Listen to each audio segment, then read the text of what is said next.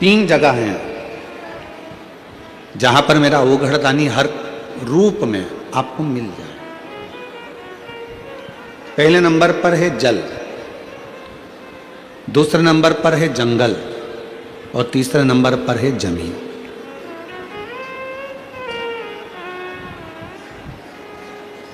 एक एक वनस्पति में भी यदि हम शिव का दर्शन करें, आपके आसपास में जितने पौधे लगे हैं, आपके आसपास में जितने वृक्ष लगे हैं, आपके आसपास में जो जंगल पड़ा हुआ है, उसमें भी हम प्रकृति के अंदर भी अगर शिव का दर्शन कर रहे हैं तो शिव वहां पर विराजमान।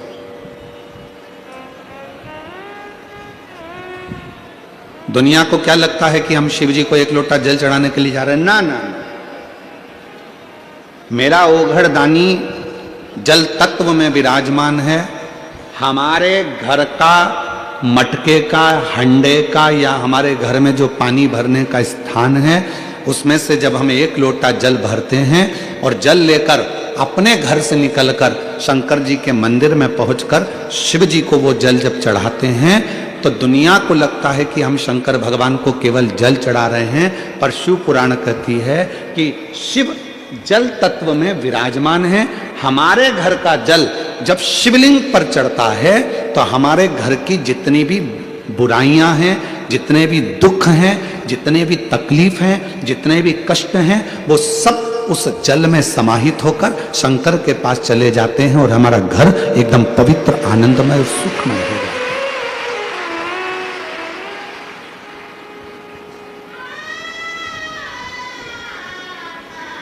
शिव जल तत्व में, भगवान शंकर जल तत्व के भीतर। उस जल को जिसने पहचाना, उस जल को जिसने जान लिया, उसकी जिंदगी सार्थक हो।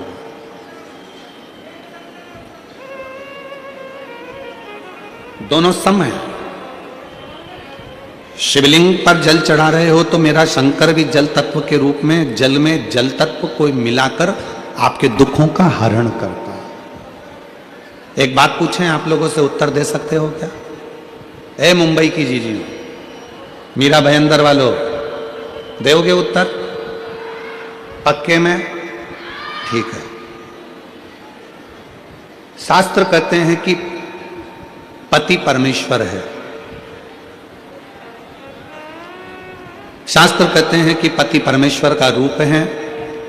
पति जल मांगे आप जल दीजिए, पति दवाई मांगे आप दवाई दीजिए, पति बेग मांगे आप बेग दीजिए। पर मैं आपसे एक बात पूछना चाहता हूं, शिव महापुराण में शिव और शक्ति दोनों की बराबर की कथा है। अगर पति परमेश्वर है तो पत्नी क्या है?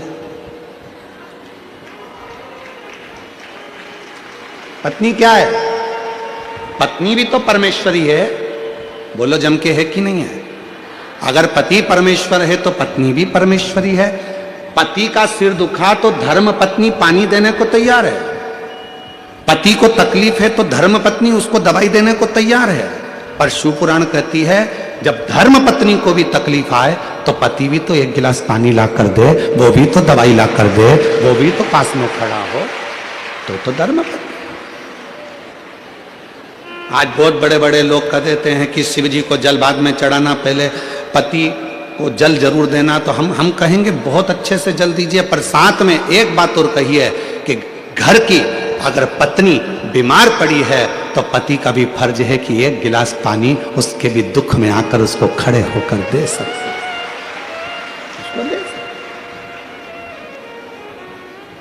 मेरी जितनी जीजियां बैठी हैं, कई लोग कहते हैं ये सियोर वाला महाराज हमेशा जीजियों का पक्ष लेता है। भाई हूं आपका, पक्ष में तो हमेशा रहूंगा, पक्ष में तो हमेशा रहूंगा।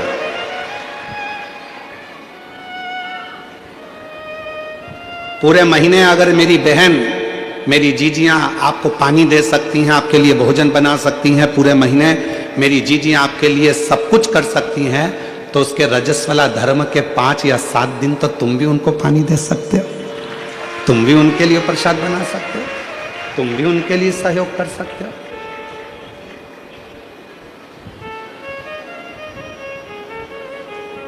शिव पुराण में शिव और शक्ति की दोनों की बराबर की गाथा, दोनों।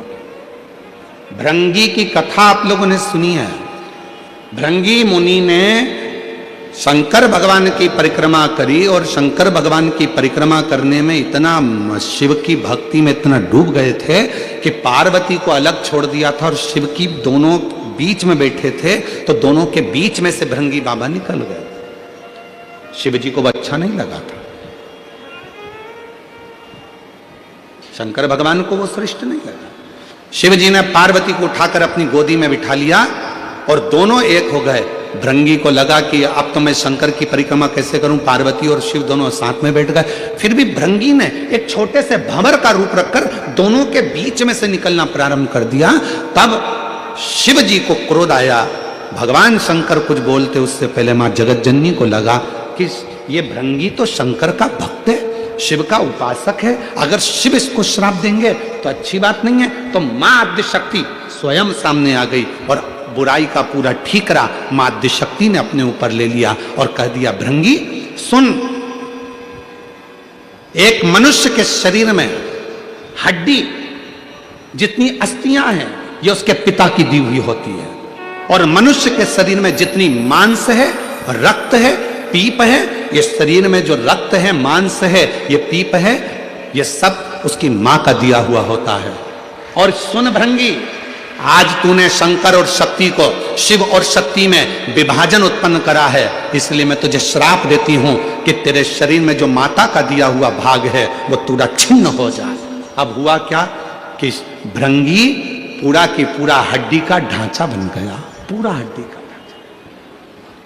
आप लोग देखना, शिव जी का फोटो देखो या शंकर भगवान की बारात का फोटो देखो या कोई वीडियो देखो तो उसमें दिखेगा एक हड्डी कंकाल जैसा एक व्यक्ति चल रहा है, उसके 3 पांव हैं, उस भृंगी के 3 पांव हैं, उस श्रृंगी भृंगी के 3 चरण हैं, उस श्रृंगी भृंगी के 3 चरण, और वो श्रृंगी भृंगी के जो 3 चरण थे उस क्यों थे? क्योंकि शिव जी ने देख लिया था कि इसके 2 चरण से यह खड़ा नहीं रह पा रहा है, तो भगवान शंकर ने उसको 1 चरण और दे दिया था कि तू इन 3 चरण से अपने स्थान गंतव्य तक जा सकता। शिव महापुराण की कथा कहती है पति और पत्नी में कोई भेद नहीं होना चाहिए।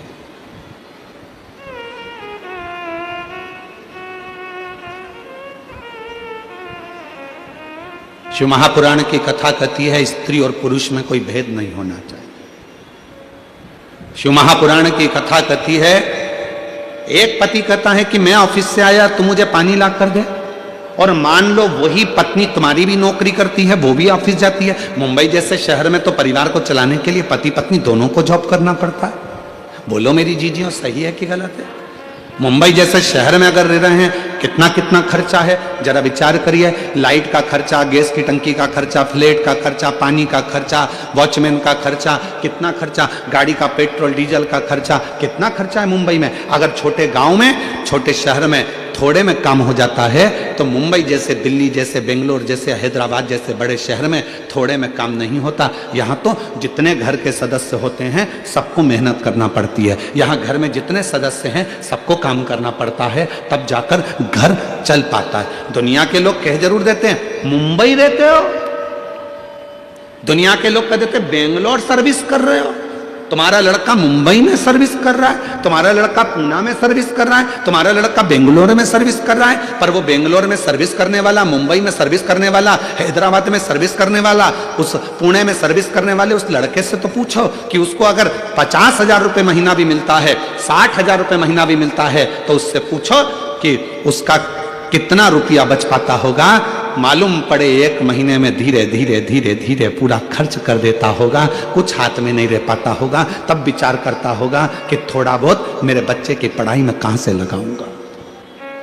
कहना सरल है, बोलना सरल है। तो यहां तो पति और पत्नी को दोनों को साथ चलना पड़ता है, पति और पत्नी को दोनों को साझा कर कर चलना पड़ता है। यहां दोनों को मेहनत करना पड़ती है। भेद क्या? पति ऑफिस गया, पत्नी ऑफिस गई। पति क्या आस लगा कर बैठा है कि मैं घर जाऊंगा तो मेरी पत्नी मुझे चाय बना कर दे, मेरी पत्नी मुझे पानी ला कर दे। तो पत्नी भी तो बेचारी सोचती होगी कि आज मैं घर जा रही हूँ, बहुत थक चुकी हूँ। जितना पति थका होगा उतनी वो भी थकी होगी। उसके मन में भी भाव आता होगा कि कोई तो हो जो मुझे एक गिलास पानी का पूछ ले। अगर वही पत्नी अपने मायके में नौकरी कर रही होती, अपने मायके में रह रही होती, और जब नौकरी कर कर घर आती तो वो माँ उसको कहती, बेटा थक गई होगी, ले एक गिलास पानी पी ले, मैं जब तक चाय बना कर लेकर आती हूँ। उस पत्नी को अपने मायके की याद आती है जब वो अकेली हो जाती है। तो शिव कथा कहती है, पार्वती जी का संवाद कर रहा है, सती माता का संवाद कर रहा है। एक श्रेष्ठ पति की गणना क्या होती है, एक श्रेष्ठ पति कैसा होना चाहिए कि धर्म पत्नी जो तेरे साथ ब्याह कर कर आई है उसको मायके की कभी याद ना आवे और तेरा संग ऐसा मिले कि उसका मान सम्मान और इज्जत दोनों बढ़ती चले, दोनों का सम्मान। एक लाइन आप लोगों ने सुनी होगी, आप तो फिल्मी दुनिया के लोग हो, मुंबई जैसे शहर में रहते हो, गाने तो आप गुनगुनाते रहते हो, तो एक गाना और आपके जीवन में गुनगुना रहे होगा आपने, मायके की कभी ना याद आए, ससुराल में इतना। आता है आप लोगों को, आता है? जरा बोलो तो, जरा बोलो, मायके ससुराल में इतना, बाबा की दुआएं लेती जा, जा तुझको सुखी संसार मिले, बाबा की दुआएं लेती जा, जा तुझको सुखी संसार मिले, मायके की कभी ना याद आए, मायके की कभी ना याद आए, ससुराल में इतना प्यार मिले। ये कितनी पवित्र कथा, कितना पवित्र भाव। कब मायके की याद नहीं आएगी? लड़की को ससुराल जाने के बाद मायके की याद कब नहीं आती? जब उसका पति उसका आदर करता है, जब उसके परिवार वाले उसका सम्मान करते हैं। और हम कहेंगे, पत्नी से भी निवेदन करेंगे और पति से भी निवेदन करेंगे, याद रखना, पति आपका आदर करे, आपके ससुराल आपके परिवार वालों का आदर करे, तो आपको भी उसके परिवार वालों का आदर सम्मान दोनों को बरकरार रहे, दोनों।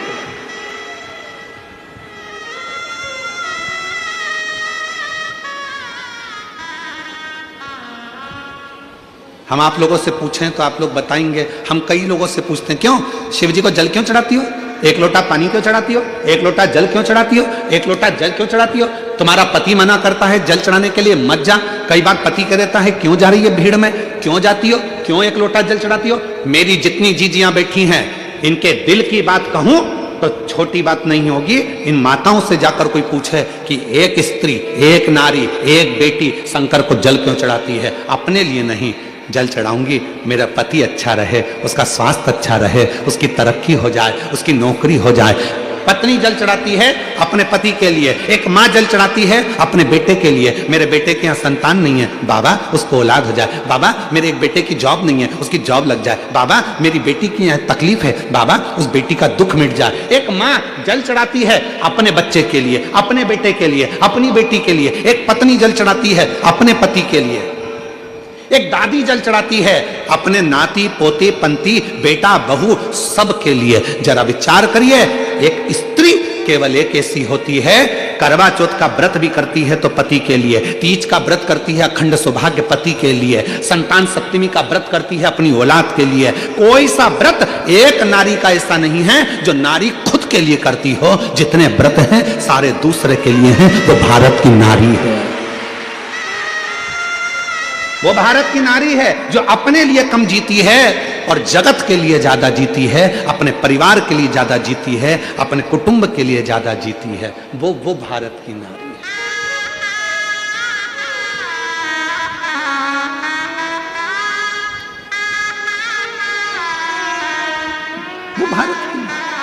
और उसके बाद भी लोग कह दें कि मंदिर क्यों जा रही हो, क्या करोगी जाकर, पहले हमारा पांव का जूता ला कर दे दो, पहले बैग ला कर दे दो, पहले ये सामान।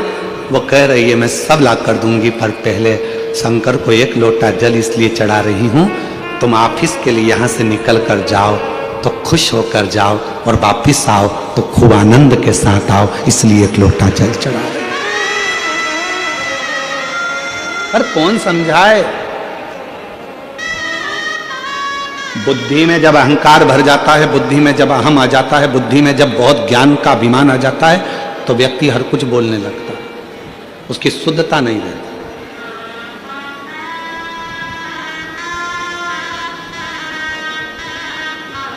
स्नेह शिव एक पत्र है, बड़ा विचित्र पत्र है। इसमें का पत्र शायद 3 साल पहले एक आया था, और उसके बीच में एक 3.5-4 साल पहले एक पत्र आया था, वैसा की वैसा ही है।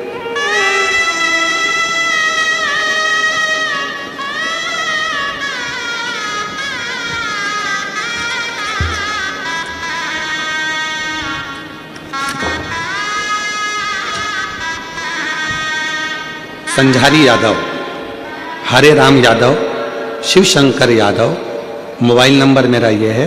मैं मीरा रोड पूर्व का रहने वाला हूँ, यहीं मुंबई में रहता हूँ। कहीं बैठे हों तो हाथ हिला सकते हैं, आप ही हैं, एक बार वापिस हाथ हिलाओ, आ जाइए, वापिस हाथ हिला दो एक बार, आ जाइए, आ जाइए, आ जाओ एक बेलपत्र लेने के लिए।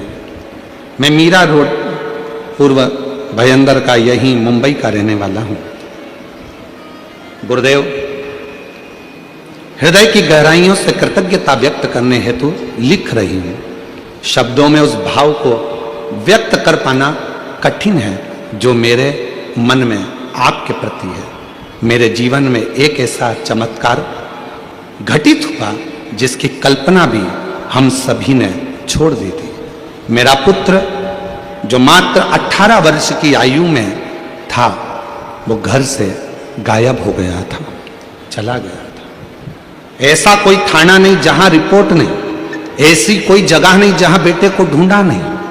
18 वर्ष का बेटा मेरा चले गया, ढूंढते ढूंढते थक गए।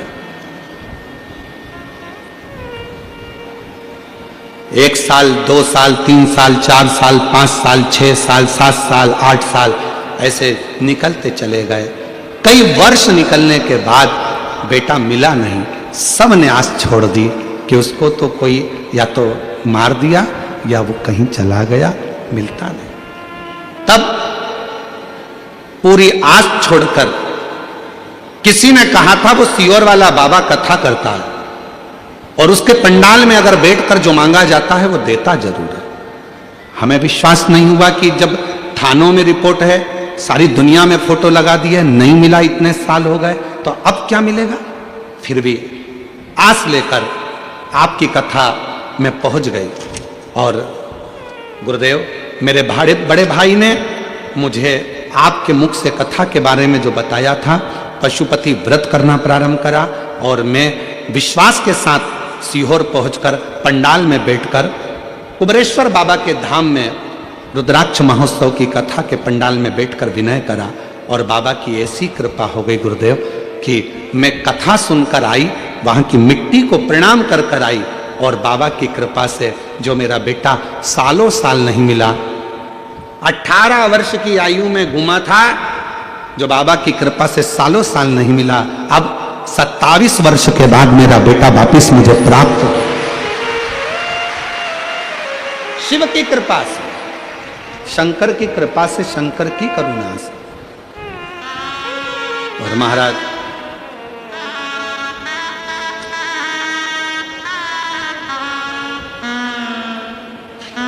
गुरुजी, आपने कथा में, आप कथा में बोलते हो, पंडाल में बैठकर जब आप 1 मिनट के लिए मौन होते हो, बाबा सब दुख काटो महाराज, और श्री शिवाय नमस्तुभ्यं बोलने के बाद आप 1 मिनट के लिए जब चुप होते हो, तो आप कोई एक चीज मांगने का बोलते हो।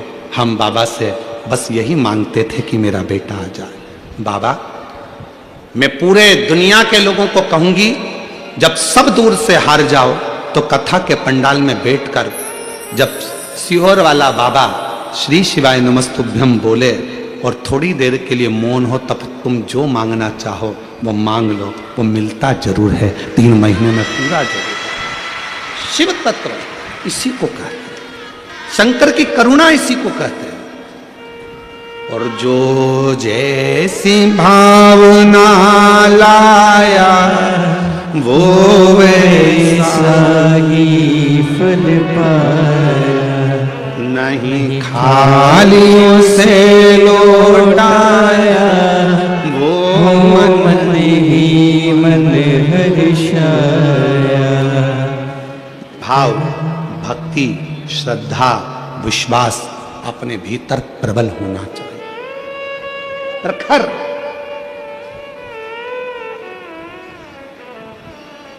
एक सोशल मीडिया पर एक वीडियो चल रही है मीरा भयंदर कथा की,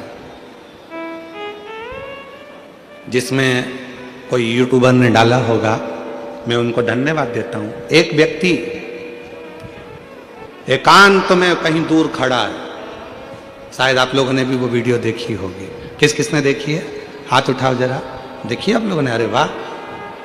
तो आशीष के पास आई और आशीष ने हमको दिखाई, दीदी एक व्यक्ति इसी ग्राउंड से बहुत दूर बैठा है और कोई बहुत ऊंची बिल्डिंग से उस व्यक्ति की वीडियो बनाई गई है, जो एकांत में खड़ा होकर भगवान शंकर की कथा का लाभ ले रहा है और शिव को अपना भाव कर एकांत।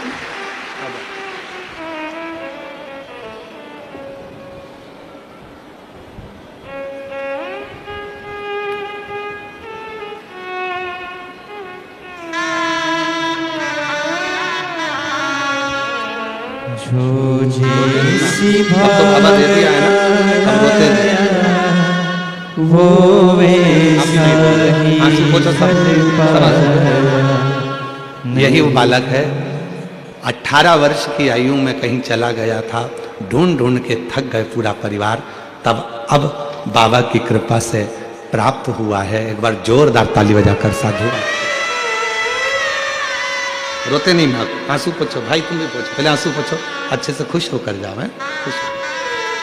जो जैसी भावना लाया वो वैसा ही फल पाया, नहीं खाली उसे लौटाया वो मन ही। बेटा कह रहा है पापा ढूंढ ढूंढ के थक गए, आखिरी की एक इच्छा रह गई थी उनकी, ढूंढते ढूंढते ढूंढते ढूंढते एक ही बात कहते थे कि मैं अपने बेटे को देख लूं एक बार। और पिताजी भी उसको ढूंढते ढूंढते आखिरी में शांत हो गए, चले गए। तब आस छोड़ दी थी और शिव की शरणागति लेकर पंडाल में बैठकर विनय कर कर चली गई और बाबा की कृपा से वापस मिल गए। एक बार जोरदार ताली साथ।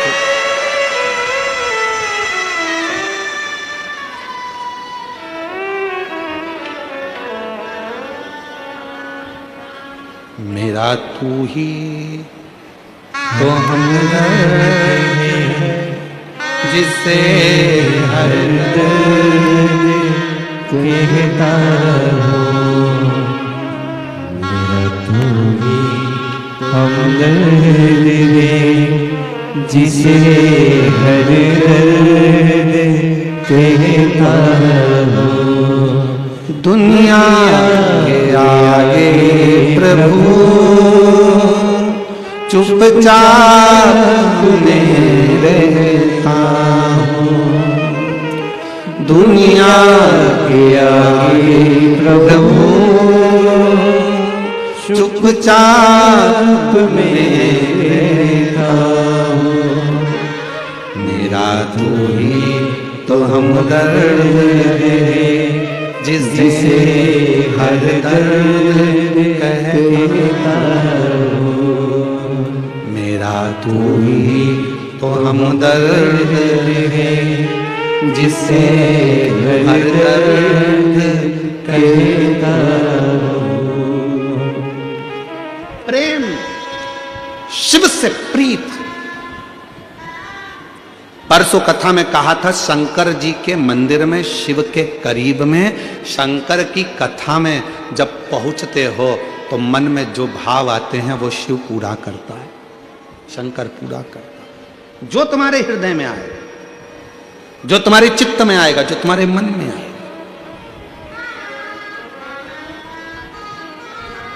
दोनों में विषमता न रखिए।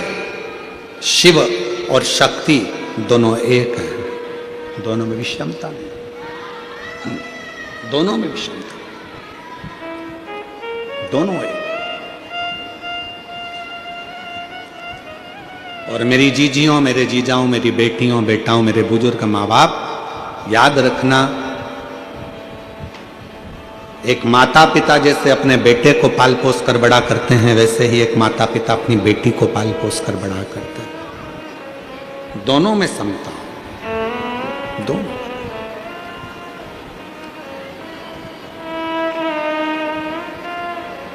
कितनी सुंदर एक कथा आती है।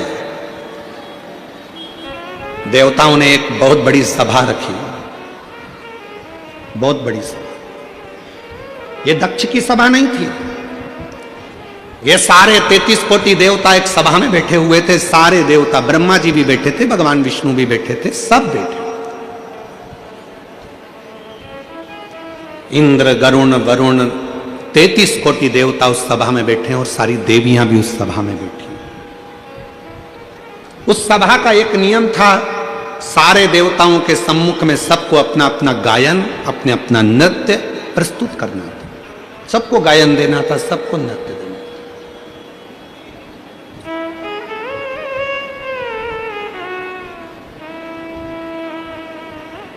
सरस्वती मैया ने अपना गायन वाद्ययंत्र वीणा बजाया, देव ऋषि नारद ने अपना वीणा बजाया, सारे देवताओं ने, अप्सराओं ने अपना नृत्य दिखाया, भगवान नारायण ने भी कमल पुष्प की महत्ता का वर्णन किया, ब्रह्मा जी ने अपने आनंद के साथ में वेदों का पाठ किया, इंद्र ने अपने नाद किया, इंद्राणी ने अपना नाद किया, लक्ष्मी ने अपना नाद किया, सरस्वती ने अपना नाद किया। सारी देवी देवता ने जब अपना नाद कर दिया, तब आखिरी में भगवान शंकर के पास देवताओं ने, इंद्र ने और सारे देवताओं ने हाथ जोड़कर कहा कि अब आपकी बारी है, आप गायन करें, नृत्य करें, आप गायन करिए, नृत्य करिए। शिव जी उठे नहीं, शंकर भगवान अपने सिंहासन से नहीं उठे, शंकर भगवान अपनी सभा में नहीं उठे। उनको मालूम है मैं उठूंगा, मान लो मैंने गायन चालू भी कर दिया तो ना जाने क्या हो जाए पृथ्वी का। अगर मैंने नृत्य चालू कर दिया तो यह पृथ्वी हो सकता है डोल जाए। शिव जी उठे नहीं, ना गायन कर रहे हैं, ना भोले बाबा नृत्य कर रहे हैं, दोनों।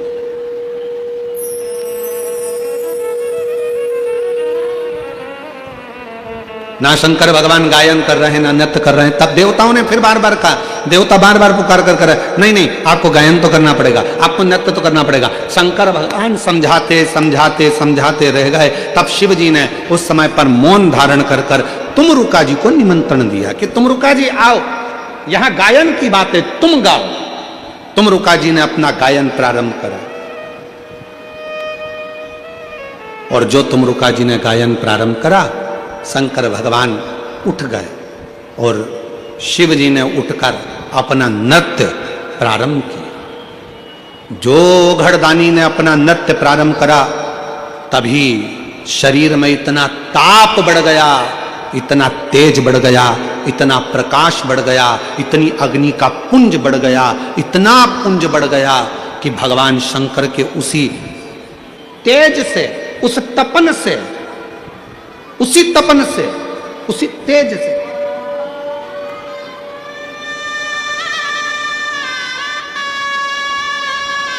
एक ज्वाला रूपी बालक ने जन्म ले लिया।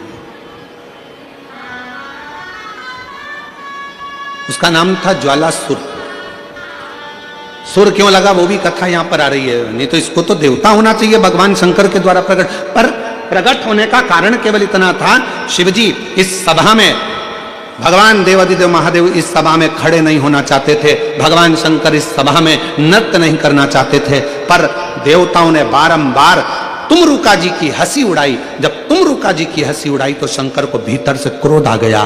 तुमरुका जी ने अपने गायन से शंकर भगवान के क्रोध को रोका। वो क्रोध तो रुक गया पर वो एक ज्वाला के रूप में प्रकट हो गया।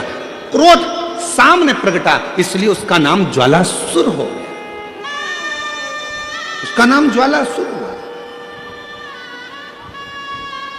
क्या नाम पड़ गया? जम के बोलिए, ज्वालासुर। अब ज्वालासुर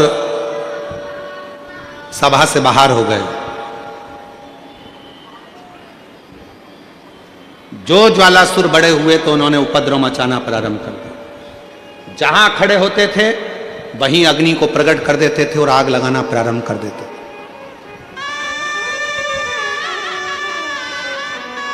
जहां खड़े।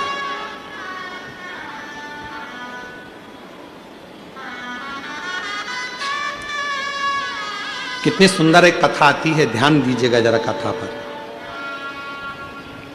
एक बार अग्नि देवता से पूछा इंद्रदेव ने, शिव जी की धर्म पत्नी माता सती को तुमने जला दिया, अग्नि के कुंड में वो जलकर भस्म हो गई,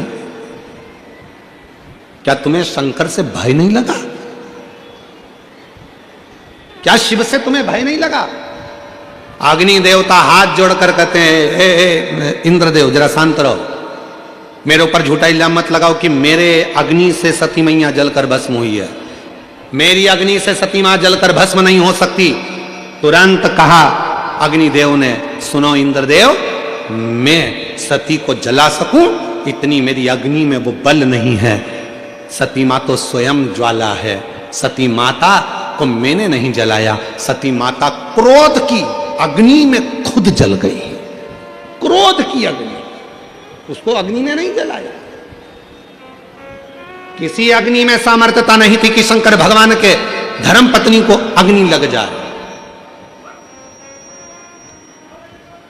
किसी अग्नि में सामर्थ्यता नहीं थी।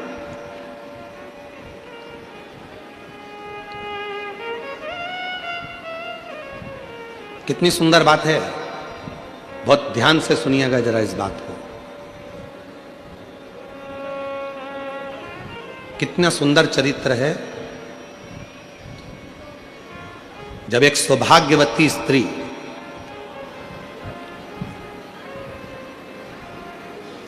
मांग में सिंदूरा भरकर, पांव में बिछुड़ी पहनकर, गले में मंगलसूत्र पहनकर, हाथ में मेहंदी महाबूर लगाकर, लाल चुंदड़ी ओढ़कर, जब वो प्राण त्यागने के बाद, जब वो अपने प्राण छोड़ने के बाद जब वो शमशान जाती है, जब उसे चिता पर लेटाया जाता है, चिता पर जब लेटाते हैं उस सती को, उस स्त्री को, सौभाग्यवती नारी को, अखंड सौभाग्यवती नारी को, जिसके मांग में सिंदूर है, गले में मंगलसूत्र है, पांव में बिछुड़ी है, हाथ में चुड़ला है, लाल चुंदड़ी ओढ़ी हुई है, होठों पर लाली लगी हुई है, वो सौभाग्यवती जब अपने प्राणों को त्यागती है और जब वो जाती है, तब जब उसको चिता पर लेटाया जाता है तो कितना सुंदर प्रसंग है कि जब अग्नि, बेटे, पति उसकी चिता को जब अग्नि देते हैं तो वो अग्नि भी पहले उस सती को प्रणाम करती है। उस सौभाग्यवती नारी को, अग्नि देवता को प्रणाम करना पड़ता है। सौभाग्यवती नारी के शरीर में जब मरने के बाद उसको चिता की अग्नि में भी आग लगती है तो वो सौभाग्यवती नारी को भी अग्नि देवता प्रणाम करते हैं, नमन करते हैं, मां सती को याद करते हैं और सती माता को याद कर कर कहते हैं, मां, ये मेरे अग्नि में वो बल नहीं है कि मैं किसी एक मांग भरने वाली स्त्री के शरीर में आग लगा सकूं। मां, मुझे में बल नहीं है, आप कुछ कृपा करो। तब सती मैया, सतियों के सातित्व को संवारने वाली, इसीलिए हम लोग कहते हैं ना, सतियों के सातित्व को संवारती है मां तेरी। सती के सातित्व को संवारने वाली है मां सती। ये मेरे बस की बात नहीं, अग्नि देवता कर रहे हैं कि किसी मांग में सिंदूर भरने वाली, हाथों में चुड़ला पहनने वाली, पांव में बिछुड़ी पहनने वाली, गले में मंगलसूत्र धारण करने वाली, एक अधरों पर लाली रखने वाली, मस्तक पर बिंदी रखने वाली नारी को अग्नि देवता कहते हैं कि मेरी सामर्थ्यता नहीं है कि मैं इसमें आग लगा सकूं। हे सती मैया, आप कृपा करिए, आप सतियों के सातित्व को संवारती हो, आप करुणा करिए। तब वो सती मां आज्ञा देती है, तब अग्नि की आंच उस सती के शरीर को छू पाती है, तब जाकर शरीर में आग लग पाती है। आग